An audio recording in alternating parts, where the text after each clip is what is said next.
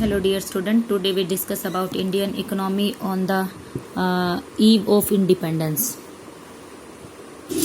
आज हम पढ़ेंगे इंडिपेंडेंस के टाइम इंडिया की जो इकोनॉमी थी उसके क्या स्ट्रक्चर थे, किस तरीके से चल रही थी, प्री इंडिपेंडेंस और आफ्टर इंडिपेंडेंस इंडिया की जो इकोनॉमी है उसमें क्या क्या चेंज आए थे, अंग्रेजों के टाइम पीरियड में हमारी जो इकोनॉमी है वो कैसी थी, आफ्टर इंडिपेंडेंस कैसी है और इंडिपेंडेंस के टाइम ड्यूरिंग द पीरियड क्या क्या उसमें चेंज हुआ था।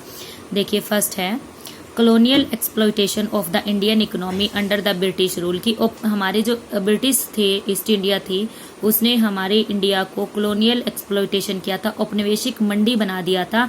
यहाँ से वो जो कच्चा रॉ मटेरियल है, जो हमारा रॉ मटेरियल लेके जाती थी इंग्लैंड में लेके जाती थी, वहाँ से बना हुआ प्रोडक्ट या गुड्स वो यहाँ पे लाके कोस्ट महंगे रेट पर वो यहाँ पे सेल करती थी। तो इस तरीके से जो हमारी इंडिया है वो एक कॉलोनियल मार्केट बन गई थी, औपनिवेशिक मंडी बन गई थी, जिसको बहुत ज़्यादा एक्सप्लॉयटेशन किया गया ब्रिटिश ईस्ट इंडिया के द्वारा। Indian economy under the British rule was subjected to the colonial exploitation. It implied a target exploitation of all sectors to the economy by British government. This is how it happened. Colonial exploitation of agriculture sector. Agriculture sector में जो exploitation करते थे वो होता था जमींदारी system of land revenue के through. Agriculture was exploited through zamindari system. इसमें क्या होता था, एक अंग्रेज के अधीन कोई एक जमींदार था, वो किसानों से अपना उसका लगान लेता था, रेंट लेता था लैंड का, वो उसको देता था। ऐसा नहीं है कि वो पूरा का पूरा रेंट उसको देता था, 10% 20% वो अपना शेयर भी उसमें एडिशन करके उसको देता था। तो इस तरीके से डबल उसका एक्सप्लॉयटेशन हो रहा था। एक जमींदार उसका एक्सप्लॉयटेशन कर रहा था और एक जिसका वो लैंड होता था, जो लैंड लॉर्ड था, वो भी उसका एक्सप्लॉयटेशन कर रहा था। तो कॉलोनियल एक्सप्लॉयटेशन में एग्रीकल्चर सेक्टर का भी क्या हो रहा था, एक्सप्लॉयटेशन हो रहा था। देखिए जमींदारी were declared as owner of the soil. They were to pay fixed sum of the government by way of land revenue and were free to extract as much as they wished. कहते हैं कि अपने land का वो कुछ share है वो revenue के रूप में गवर्नमेंट को देते थे और फिर उस लैंड के ऊपर अपनी मर्जी से कुछ भी वो फर्टिलाइजर डाल के या अपनी मर्जी से कोई भी सीड्स वो पैदा कर सकते थे। लेकिन इसी तरीके से ये एक लग्जरी लाइफ नहीं जी पा रहे थे क्योंकि जमींदार उनका एक्सप्लॉयटेशन करते थे और जो पैसा है वो गवर्नमेंट को पूरा का पूरा नहीं देते थे, कुछ रेशो अपने पास रख के ही वो गवर्नमेंट को पैसा देते थे। सेकंड एक्सप्लॉयटेशन है वो इंडस्ट्रियल सेक्टर की एक्सप्लॉयटेशन है। क्यों? क्योंकि prior to the British rule industrial sector in India was well known for is handicraft. कि जो हमारा ब्रिटिश रूल से पहले जो हमारी इंडिया थी वो अपनी हैंडीक्राफ्ट चीजों के लिए वर्ल्ड फेमस थी। यहाँ से बनी हुई दरिया गलीचे पूरे विश्व में प्रसिद्ध थे। लेकिन after British rule India handicraft enjoyed a worldwide reputation for their variety and quality, but these were destroyed by the British government in two ways. First है foreign demand for the Indian handicraft was destroyed by way of heavy duty on their exports. अंग्रेजों ने क्या कर दिया, जो हमारा हम export कर रहे थे उसके ऊपर हैवी ड्यूटी डाल दी। यानी कि हमारा अगर एक्सपोर्ट है तो दूसरी कंट्री का वो इम्पोर्ट है, उन पे इम्पोर्ट ड्यूटी बहुत ज्यादा लगी। अगर इम्पोर्ट ड्यूटी ज्यादा लग जाती है तो वो चीज पहले से महंगी हो जाती है। अगर वो 100 रुपए में मिल रही थी और 50 रुपीज उसके ऊपर इम्पोर्ट ड्यूटी लगी तो 150 में मिलेगी। उनको ये चीजें महंगी लगी जिसकी वजह से हमारी जो हैंडीक्राफ्ट की डिमांड है वो डिक्रीज हो गई। Domestic demand for the Indian handicraft was destroyed by to way of duty free import of British goods in India market। अब उन्होंने क्या किया कि देखो दूसरे देशों ने तो इसीलिए हमारी डिमांड कम कर दी क्योंकि हमने इंपोर्ट पे हैवी ड्यूटी डाल दी, हमारा एक्सपोर्ट उनके इंपोर्ट पे, और हमने जो डोमेस्टिक डिमांड है हैंडीक्राफ्ट की वो कम क्यों हो गई, क्योंकि उन्होंने जो इंपोर्ट हम बाहर से जो चीजें मंगवाते थे वो फ्री कर दी। यानी कि उनपे कोई कॉस्ट नहीं। अगर उनको हमारे देश में हम प्रोडक्शन करेंगे तो 150 की प्रोडक्ट होगी, अगर हम दूसरे देश से मंगवाएंगे तो हमें 100 रुपीज में मिल जाएंगी। तो इसी तरीके से अंग्रेजों ने क्या किया, हमारी जो इंडस्ट्रियल सेक्टर की डेवलपमेंट थी उसको एक्सप्लॉयटेशन कर दिया। जो हमारे हैंडीक्राफ्ट थे अब उसकी डिमांड बिल्कुल डिस्ट्रॉय हो गई। थर्ड है colonial exploitation of international trade की भी एक्सप्लॉयटेशन हुई थी। कैसे देखो, India's international trade was exploited through discriminatory tariff policy.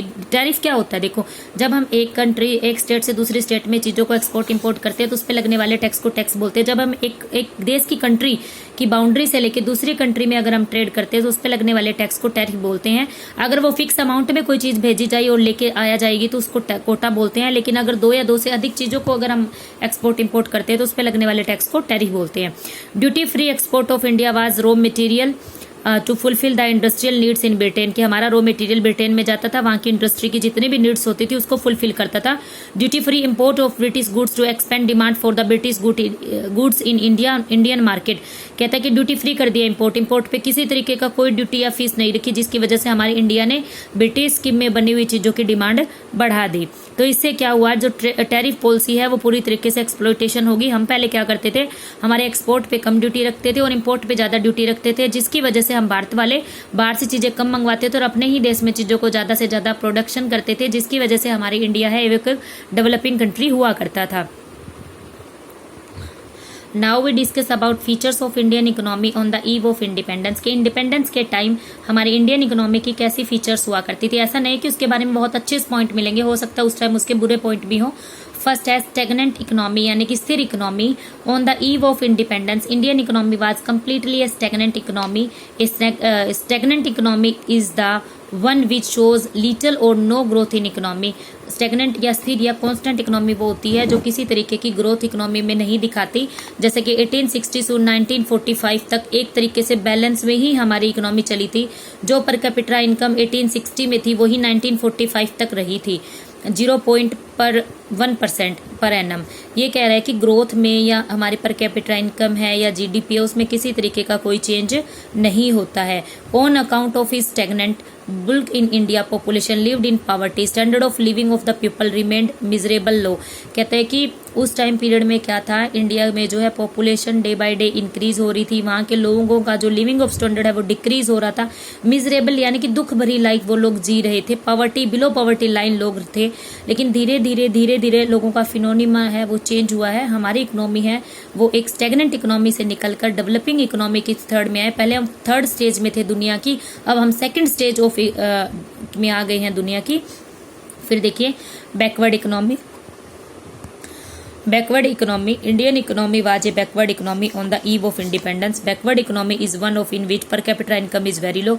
उस टाइम इंडिया की जो per capita income है वो बहुत लो थी। क्यों? क्योंकि हमारे इंडियन में पॉपुलेशन बहुत ज़्यादा थी, गरीब लोग बहुत ज़्यादा, सफिशेंट फूड भी नहीं हमारे पास था, क्लोथिंग नहीं थी, शेल्टर नहीं था, अनएम्प्लॉयमेंट वाज रैम्प्ड, अनएम्प्लॉयमेंट है वो बहुत ज़्यादा था, जिसकी वजह से हमारी इकोनॉमी है वो बैकवर्ड थी। बैकवर्ड इकोनॉमी तभी होती है जब लोगों को एम्प्लॉयमेंट नहीं मिलता, एम्प्लॉयमेंट नहीं मिलेगा, इनकम नहीं मिलेगी, इनकम नहीं मिलेगा, लोगों का लिविंग ऑफ स्टैंडर्ड नीचे होगा, लिविंग ऑफ स्टैंडर्ड नीचे होगा तो वेलफेयर नीचे होगा, वेलफेयर नीचे होगा तो सोशल इंफ्रास्ट्रक्चर की जो डेवलपमेंट है वो नहीं होगी। इसीलिए हमारी इकोनॉमी क्या है, एक बैकवर्ड इकोनॉमी थी। आज हमने पढ़ा है features of Indian economy on the eve of independence and जो एक्सप्लॉइटेशन किया था ब्रिटिश ईस्ट इंडिया ने इंडिया का वो।